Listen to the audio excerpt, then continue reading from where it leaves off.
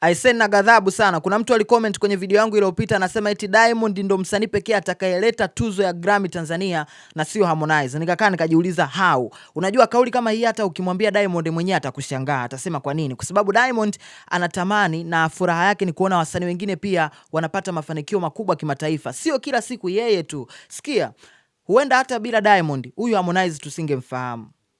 Huo ndo ukweli bro. Kwa hiyo unaposema kwamba Diamond siji ndo msanii pekee, sema wasanii wote, kwa kila mmoja na nafasi yake, ana uwezo wa kufanya makubwa kimataifa na akatuletea impact kubwa, ndo kama hizo tuzo za Grammy. Nani alikuwa anajua Tems ataanza kuchukua tuzo ya Grammy kabla ya Davido? Tems kwenye industry ana miaka michache sana, lakini Davido ana miaka 17 18 kwenye muziki, lakini hana hata tuzo ya Grammy. Nani alijua Tyler ataleta tuzo ya Grammy pale South Africa kabla ya Cassper Nyovest?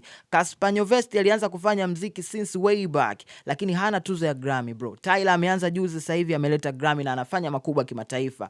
Siku tunashangaa hawa ambao sisi siji kila siku tumewakalili Diamond, siji Harmonize, Rayvanny nani hawaleti Grammy. Siku tumekaa tu hatuna hili wala lile, Yami analeta Grammy 2 kwa mpigo, tutashtuka vipi? Kwa hiyo tusiwe tunaweka hizi kauli za namna hii, tuwe tunaunga mkono wasanii wetu, tunawasupport big time. Ndio maana mimi uweze ukakuta na muongelea msanii wote vibaya, mimi nitaongelea kile kitu in positive way. That's why always niko positive. Sasa nyinyi ambao mnanitukana kwenye comment, kwa mfano huyu ambaye mimi nimeongelea kuhusiana swala la Grammy amenitukana, simuachi huyu, namfunga huyu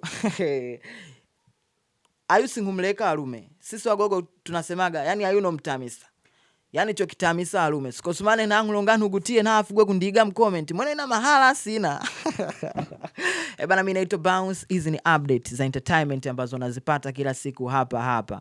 Mi always tu niko charming, washikaji zangu, nacheka na furahi.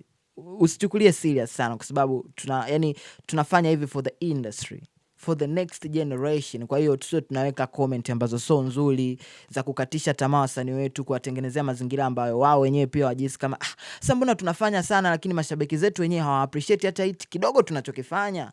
Mimi naitwa Bounce.